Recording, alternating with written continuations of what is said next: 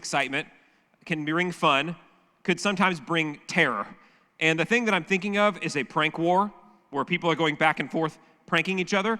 And I think there are some people that are just inclined to like pranking and being pranked more than others.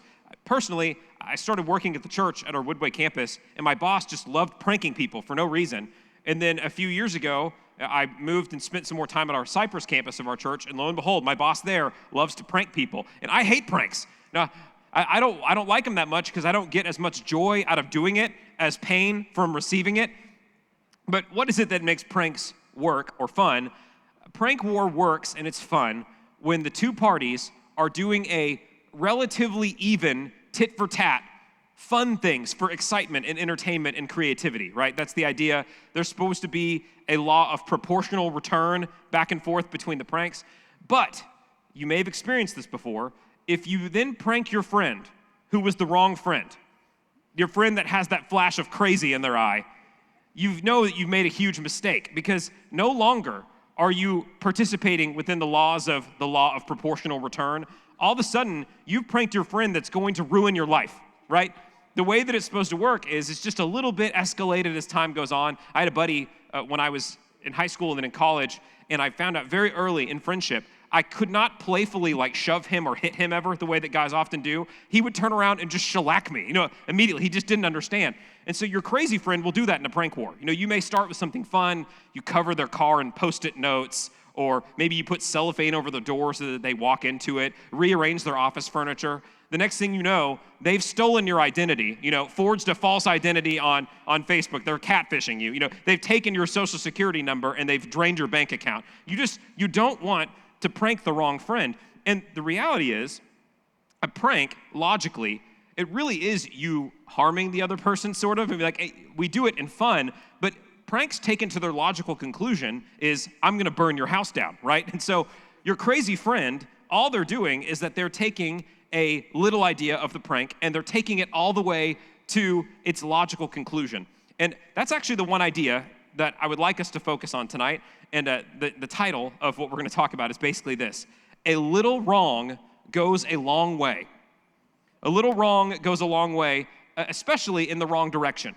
A little bit of wrong does not stay a little bit of wrong. It's like your crazy friend where their eyes flash and it takes it all the way to its logical conclusion where things get crazy. We're going to read verses 7 through 12 of Galatians chapter 5.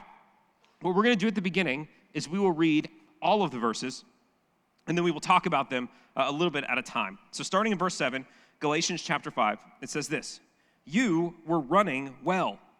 Who hindered you from obeying the truth? This persuasion did not come from him who calls you. A little leaven leavens the whole lump of dough. I have confidence in you, in the Lord, that you will adopt no other view, but the one who is disturbing you will bear his judgment, whoever he is. But I, brethren, if I still preach circumcision, why am I still persecuted? Then the stumbling block of the cross has been abolished. I wish that those who were troubling you would even mutilate themselves." Okay, I know we're all thinking the same thing. Verse 12 is insane. So let's talk about that at the beginning, and then we will talk about everything else. Basically what's happening here, we've talked about this at length in the previous weeks. The controversy at hand for these believers in Galatia was a cultural and religious controversy specifically about circumcision, right? The early Christians sprung up from within the Jews. Jesus was Jewish, so were his disciples. So as such, all of them cared about the marks of the law that God had given to Israel, that God had given to them and told them to follow. And so when the Holy Spirit began to be given to these non-Jewish believers, the question then came up: how Jewish do the Gentile believers need to become in order to be a part of God's people? And Paul's answer to that is not at all, right? He says you do not have to be circumcised. You do not have to follow the food laws. You don't have to follow the calendar. It simply is faith in Jesus that makes you a believer. And so that was the controversy of the day. And because of that, the agitators that have come from Jerusalem, as from what Paul tells us earlier in the book, they cared about the physical marks of the sign of being God's people, which was circumcision. Now, at the same time, this is going to help explain verse 12 a little bit. There was a long history in the ancient world of people in worshiping pagan gods mutilating themselves physically. So one of the things that comes to mind is the story with Elijah and the prophets of Baal. Remember, Elijah challenges them to this thing and say, which one of our gods can burn up this offering on the altar? And one of the things that happens when the prophets of Baal do not see their offering being burned up is it says they start to mutilate themselves. They start to cut themselves and beg that the God would do the things he was going to do, and he didn't. And then Elijah started teasing them and said, maybe your God's using the bathroom. I was personally hurt by that, but that's what he says. And so that's one example of that. But an even more intense example of that, and by the way, this is slightly mature in topic here. I'm sorry to the children that are in the room, but there was a nearby god or goddess worshipped by many of the people in Galatia. The goddess's name was Cybele, I believe was her name. And one of the worship practices for this pagan goddess is that they were reenacting a thing that apparently happened in the past where priests or devout devotees of this goddess would work themselves up into a stupor or a trance and actually castrate themselves. That's something that was nearby in Galatia. All of the Galatian believers would have known this. So, what's happening in verse 12? Is Paul just being crude? I would say no. Paul's using essentially sarcasm here to say to everyone listening, he said, the only thing that matters is faith in Christ. If they are so concerned with where the right cuts happen, I just wish they'd cut the whole thing off, is essentially what Paul says. So now that we've covered that, let's go to the rest of the passage, now that we've gone over that spicy part of the text. But let's talk about a few things. The first one is this. Paul uses a bunch of different metaphors in just these few verses. In the first one, he talks about the idea of running a race well. And so there's a few parts that Paul is concerned about, and he says that can happen to these Galatian believers that will get in the way of them walking with the Lord. And the first major concept is this one.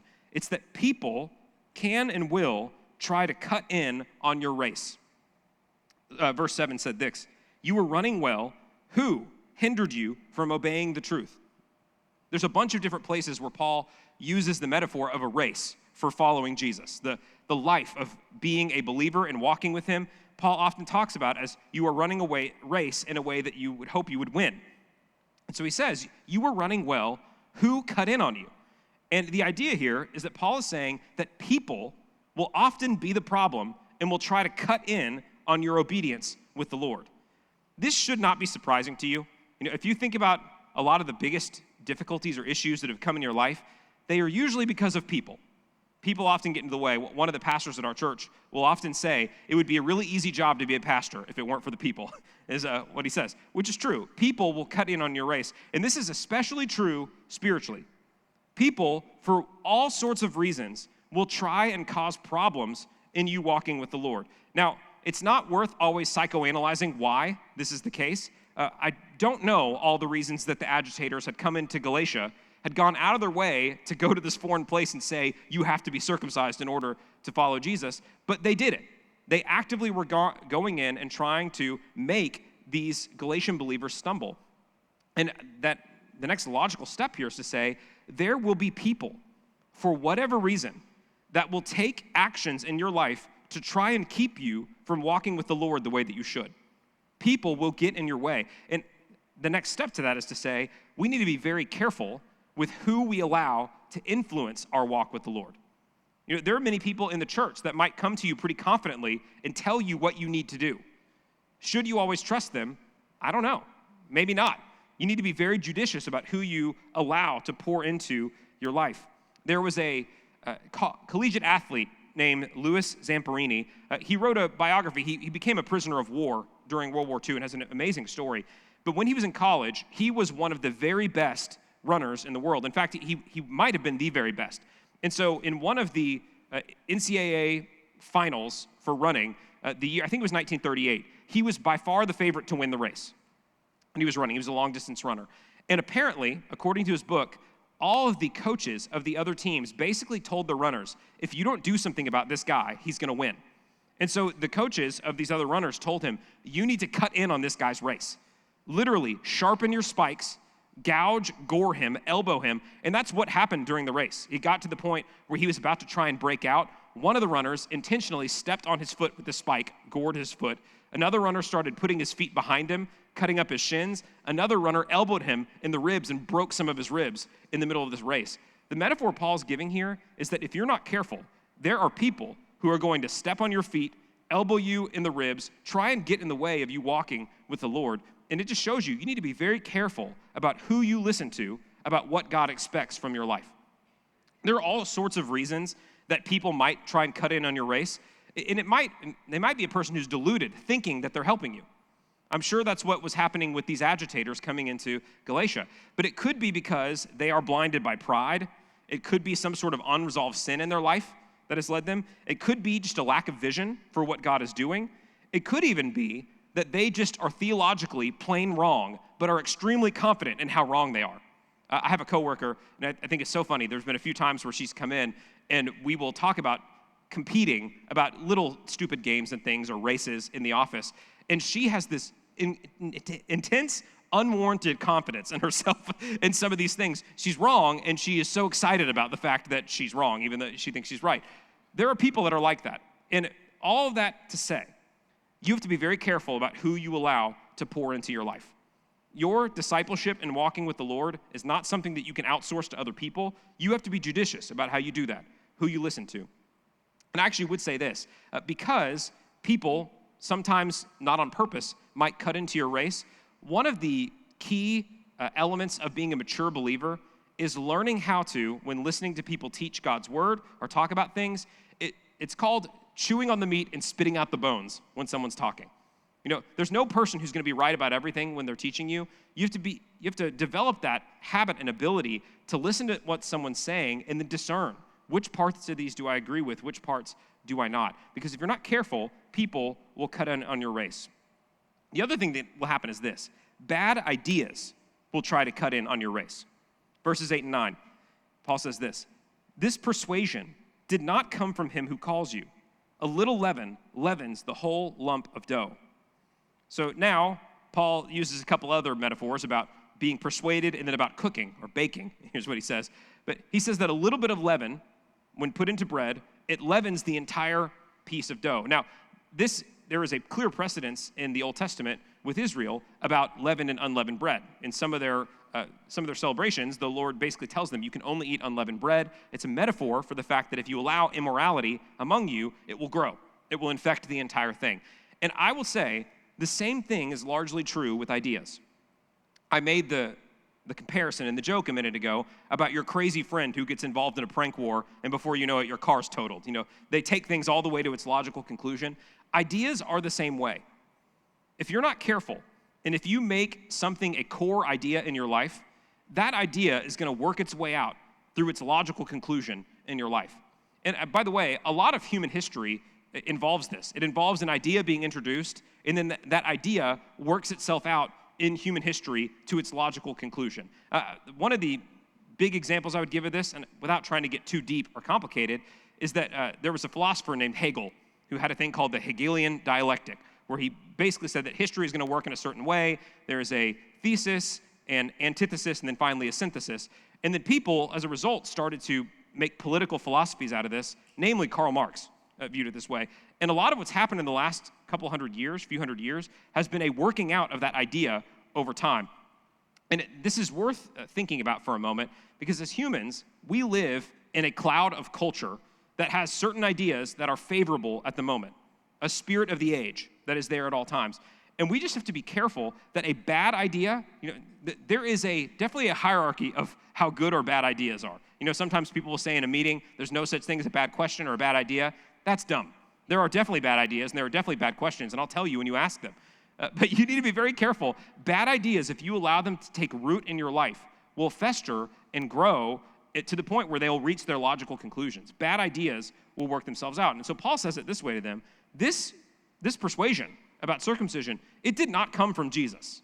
It came from somewhere else. It came from that cloud of unknowing, the spirit of the age that's going on among you. And he says, be careful, because a little bit of that will spoil the entire lump. A little bit of leaven leavens the entire dough. And so that's true in our lives as well. We have to be careful about what ideas take hold in our life. And by the way, I think one of the big parts of this, it's especially true that things that become core tenets or ideas of our life. One of the ways that we can avoid bad ideas taking hold in our heart and going too far is having the core idea, the core philosophy of our life, simply being that we need to know Jesus. We talked about this last week, that Jesus is the logos behind the universe. What it means to be a believer is not to follow a moral system or to follow a code. It means to know a person. A person. Jesus in the flesh is God. He's the reason behind the universe. If he is your core idea, your core thing that you're following, it will protect you from sometimes the bad ideas working themselves out too far. I also think this means we should probably have a little bit of humility about our view of the world. Now, some of you may think you have an airtight, full view of what's going on in human history and politics and religion and sociology. Just be careful. I think it's worth having humility. There are much wiser people from you in the past that we can look at now and say they were really wrong about a few things. It might be true for you and I as well. So finally, if people will try and cut in on your race, and if bad ideas will cut in on your race, that means that the role of a leader should be to protect from these things. Here, I had this idea of leadership in my mind for the last couple of weeks, but here's what I would say. A leader should restrain bad ideas and protect against troublesome people. A leader in any place, especially in the church, that's largely what the leader's role is. We have to restrain against bad ideas, point people toward Jesus, and then also, sometimes, to protect against troublesome people. You might ask, well, what happens when the troublesome person is the leader? That's a great question. That's not a thing I can answer just yet, but we have to be careful. The leader's role is to do those things. Paul says this in verses 10 and 11. He says, I have confidence in the Lord, that you will adopt no other view, but the one who is disturbing you will bear his judgment, whoever he is. But I, brethren, if I still preach circumcision, why am I still persecuted? Then the stumbling block of the cross has been abolished. Paul here is telling them, I'm behaving as a leader for you. I'm trying to protect you against an insidious idea that will cut short your race, and I'm trying to protect you from people who do not have your best interest in mind. So I think it actually is worth asking, when you examine the people that are leading you in your life, are they fulfilling those roles? Are they steering you away from bad ideas, protecting you from bad ideas? Are they protecting you from troublesome people? There's a passage that came to mind for me. I'm reading in the chronological Bible right now, and so I was reading in Exodus 32, and there's a story that illustrates this very well. It's when the Israelites have been freed from their slavery in Egypt. The Lord has done these incredible things, these 10 plagues he sends to the Egyptians. He finally parts a sea and closes it back up on the Egyptian army, and the time has come where the Lord has said, now that Israel, I have chosen you to be my people, this is how you're going to live. He's about to give them the law. At this point, he has already told them, I am the Lord your God, don't worship any other gods. He's told them that, that's about it. And Moses goes up the mountain to receive the law from the Lord. So in a little while, Moses was going to come down with the stone tablets with the law. And while he's gone up the mountain, he's gone a little bit longer than the Israelites expect him to be, and this is what happens. This is in Exodus 32, starting in verse 1. Now, when the people saw that Moses delayed coming down from the mountain, the people gathered together to Aaron. By the way, Aaron is Moses' brother. He was the other de facto leader of the Hebrews at this point. And they said to him, come, make us gods that shall go before us. For as for this Moses, the man who brought us up out of the land of Egypt, we do not know what has become of him. So he was gone a little bit longer than they thought, and they said, he's gone. He's never coming back. It'd be like, if you go out for groceries, you leave your oldest child in charge, and the younger kids are like, they've been gone too long. They're never coming back. We're in charge now. Let's eat mac and cheese, something like that. Verse 2. So, and by the way, they told him, make us gods that we can worship and will go before us. So Aaron said to them, I would never do that. That's not what he says. He says, break off the golden earrings, which are in the ears of your wives, your sons, and your daughters, and bring them to me. So all the people broke off the golden earrings, which were in their ears, and brought them to Aaron. And he received the gold from their hand, and he fashioned it with an engraving tool and made a molded calf. So Aaron says, okay, give me all the gold that you have. Mind you, this is gold that was given to the Israelites by the Egyptians because the Lord inspired them to do so. So basically, this is a gift from the Lord. They take the gold, pull it together, make it into a giant calf to worship. We're told afterward they basically participate in a pagan idolatrous worship service where they're singing and dancing and who knows what else around the golden calf. And by the way, this is just an editorial note from me. Hindsight's 20/20. But if you were going to make something to worship, like at least make it something cool, make it like a leopard or like a Lamborghini or something. Anyway, they made a calf and they're worshiping it. And so Aaron, we see, he tells them, bring this to me. He molds it using an engraving tool, makes it into a calf. Then we're told that up the mountain, the Lord tells Moses what happened, and Moses pleads with the Lord. He feels responsibility for the people, and he says, Lord, for your name's sake, don't wipe these people out. Please have mercy on them. Moses then comes down to the mountain, gets angry, smashes the tablets that are on the ground, the tablets that God had written the law on, and this is what happens, starting in verse 21. And Moses said to Aaron, what did this people do to you that you have brought so great a sin upon them? So he says to him, how could you let them do this, or how could you do this to them? You as a leader have failed in what you're supposed to do. So Aaron said, do not let your anger of my Lord become hot. You know the people, that they are set on evil.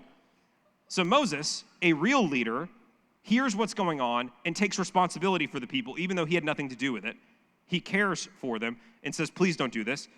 Aaron, on the other hand, was completely participating in it and instead says, well, you know them. It reminds me a lot of Genesis chapter 3, where the Lord says to Adam, how could you have eaten from the fruit of this tree? And he says, well, the woman you gave me. And he was there the whole time, by the way. And so, very similar, and it continues, verse 23, Aaron says, for they said to me, make us gods that shall go before us. As for this Moses, the man who brought us out of the land of Egypt, we do not know what has become of him. And I said to them, whoever has any gold, let them break it off. So they gave it to me, watch this closely, and I cast it into the fire, and this calf came out. Notice that's not what was said the first time around. He used the tool to engrave it. His response is he says, well, the people were set on evil, so I couldn't help it. I took the gold together, I put it into the fire, and this calf magically came out. No, he was the one who did it. And so basically what you see here is a tale of two leaders. You see one leader that takes responsibility for the people that now is confronting the troublesome person. You see another leader who goads the people into immorality and then blames them afterward and downplays his own responsibility. This is an example of what we're talking about, that the bad ideas that the Israelites had picked up from Egypt about pagan idolatry bled into their passion for what they were going to do. And Aaron, as a bad leader, cut in on what God wanted them to do by not restraining them. It actually says exactly that in verse 25. Now when Moses saw that the people were unrestrained, for Aaron had not restrained them, to their shame among their enemies. So Aaron's job was to restrain them, to protect them from bad ideas, and he did not do it. And I think this is worth us reflecting as far as leadership is concerned. Just a few questions that I want to put out there. The first one is this: who is leading you in your life right now? Sometimes the people that are in leadership over you are there because of a position. Maybe it's in work or something like that. But I guess the other way I would ask the question is, who are you allowing to lead you right now? Are you being led by a person who is steering you away from dangerous ideas or harmful ideas and steering you toward the beauty of the Lord, or are they not? The next question I would ask is this: what ideas are you allowing to form your view of the world right now? Where is your discipleship coming from? It comes from whatever you're listening to. It comes from whatever you're reading. It comes from whatever you're thinking about. That's where those things come from. So who are you allowing to lead you? What kind of ideas are you allowing to permeate your mind? And then the final question that I would ask is this: in whatever leadership that God has given you in your life, in your family or in the people that are around you or in your work, what kind of leader are you? Are you protecting people from ideas that are going to hurt them, or speaking truthfully about things that are true or things that will be harmful? Are you protecting the people that are in your care from troublesome people? Or are you the troublesome person? I mean, those are all questions that are worth asking. God has given you leadership in some sphere of your life. It's either your family or your friends, anyone that you have any influence over. The Lord has given you leadership in that place. And are you behaving in a way, are you leading in a way that is honoring what the Lord has called you to do? Paul gives us a good model of it here. He is trying to steer them toward the beauty of Christ, away from insidious ideas that will cut in on their race. And when necessary, he's confronting the troublesome people that are trying to hurt the people that he loves. Is that the kind of leader that you are? Or do you steer away from confrontation too much? Or are you sometimes not watchful about the ideas that are going on with the people that are under your care? I think those are all things worth asking. Paul was passionate about the believers in Galatia not being steered off course, but remembering what is true and beautiful and what was required of them, which was to know Jesus. The question is, are you and I doing the same thing? Who is leading us? Are you allowing the correct people to lead you? And how are you leading the people that are in your care? Only you can answer that question, but it's something that the Lord requires of you and of me.